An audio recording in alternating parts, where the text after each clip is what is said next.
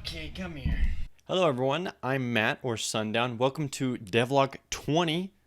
I was gonna say double digits, but we've been there for a while. I've been super under the radar last week. Didn't really post anything, didn't really comment, or wasn't really active on Twitter or anything, honestly. I don't really have a good excuse. I just wasn't feeling it, and I woke up and I was like, I'll do the devlog tomorrow. And then I was like, I'll do it tomorrow. And then I was like, well, it's already Wednesday. I'm not gonna do it. And I'm still processing the whole failure of the Kickstarter. Last devlog, I know I was talking about failure, but now it actually failed. We ended with a total of 28 backers and $2,356. Let's get into the changes this week. We're going to start out with graphical changes, then move on to balance changes, and then into the new content that I've added into the game. So first off, we have updated clouds. Now, previously the clouds they didn't look bad, but I thought, hey, what if I put in an underneath color? And it ended up really making them look a lot better. Here's what it looks like in game.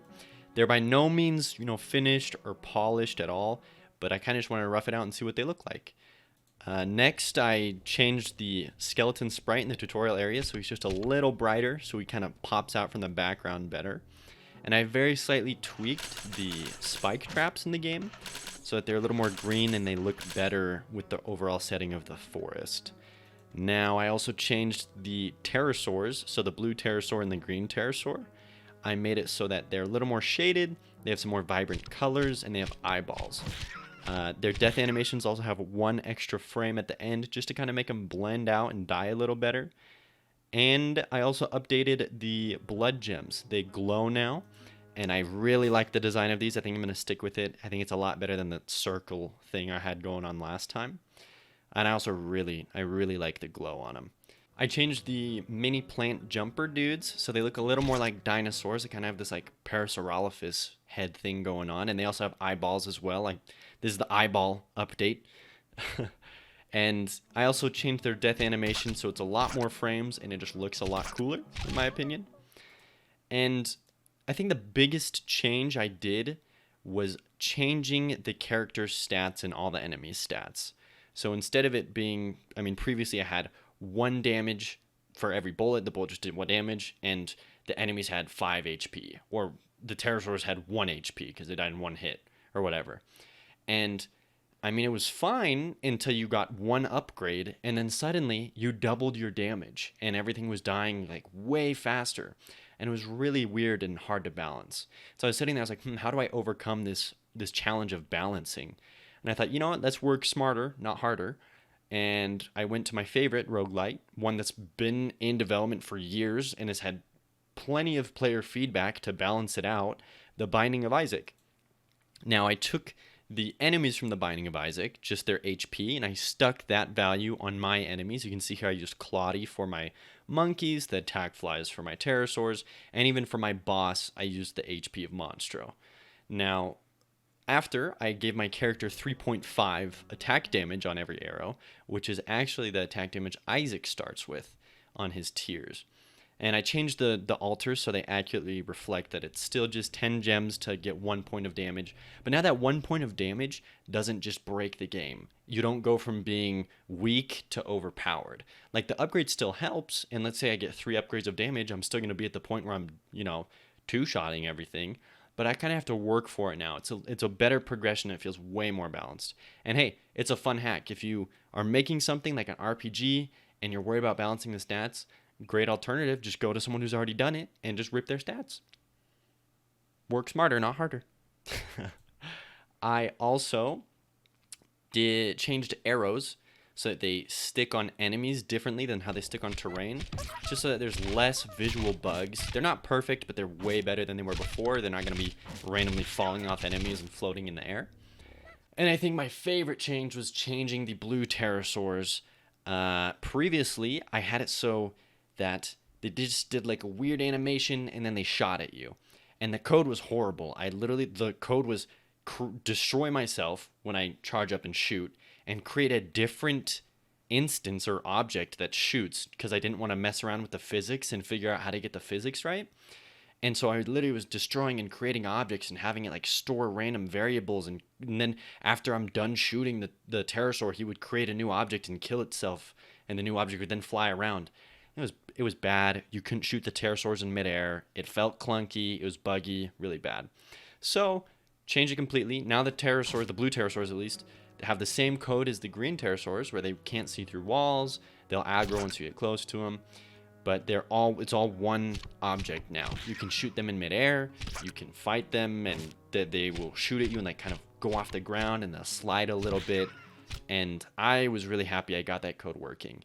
And it's just so much nicer. It feels more fair. And I also added in a little rotation, so they actually rotate when they're aiming at you instead of like a little weird swoop. They'll rotate, so you know exactly what they're doing. They're pointing at you, and then they'll shoot in that direction that they rotated to. So super proud of that enemy and how that turned out and how I kind of fixed the blue pterosaurs. Now it's time for the new content. I added in I don't really have a name for them, but they're little dinosaurs that just walk around. I call them literally Dino Walkers. And if you're in their line of sight, they will charge at you and then bite you. And if you shoot them, they will flip in the direction they were shot from. And if they see you, they'll charge at you. If you're not there and you just shot them from an above area, I mean, they aren't going to charge you. They can't see you. But they are a really fun enemy. Nice, just a little switch up. And I really enjoyed, doing the animations for it and having them bite you. It just feels fun. And obviously, I wanted to... Reskins are fun, okay? And they're easy, and it's fun to stick with themes. And so I made a little baby one that will go and he'll give you a little chomp. And they're just cute as all heck. And they're little, I think they're faster? I don't know, maybe they're slower. So there's the baby ones. And these are all going to be in the forest area and in the jungle areas. I also, and this is not just a reskin, I changed the Dino Walkers to be like stone walkers. I wanted them to be like the stone dragons. Like the dragon has that blow fire out at you, but like movable. And so in the ruins area you see here, if you get near them, they'll run at you and they'll shoot flames at you if you're within a certain distance away from them. And it's a little mini flame burst, the same one the dragon heads do. And I mean, they operate the same way. If you shoot them, they'll turn around and try and look at you. And obviously, I wanted to stick with the theme of little baby ones, so I created little baby ones, and they are the cutest freaking thing I've ever programmed in my life. You look at them and they shoot this little ball at me, and it'll just, yeah, it's just cute. And I like the little fireball that they shoot out of their mouth. I love the animation. And yeah, those are the two new enemies I put into the game. That's all the updates I've done on the game in these past 2 weeks. I know it's not a whole lot of content, but I definitely was just working through some things, kind of rethinking stuff, rescoping, and, I'm ready to just get back in it, and I want to create more videos and more content, and I just want to, pick myself back up again. Let's keep going. Hey, before you go, I'm going to be doing a sort of a poll. I want to kind of build this game with my community. So I'm going to put in 6 or so different ideas for, enemies and power-ups and stuff. And I want all of you to go vote on them. And they will be featured in next week's devlog. So you can actually see and vote on the progress of what you want in the game. And I think this is going to be a fun way to include some of you. And I think it'll be fun for me. So I'm going to do it. So it'll be the pinned comment. Go click on the pinned comment. Just vote really quick on what you want to see in the game, and I will put it in for next week. Now, with all that being said, here are my Patreons. Thank you so much, everyone who supports me over on Patreon. It's a great way to fund the game, especially because the Kickstarter didn't get funded. It's a great way to, get me money and support the production of the game, and also get, access to different builds.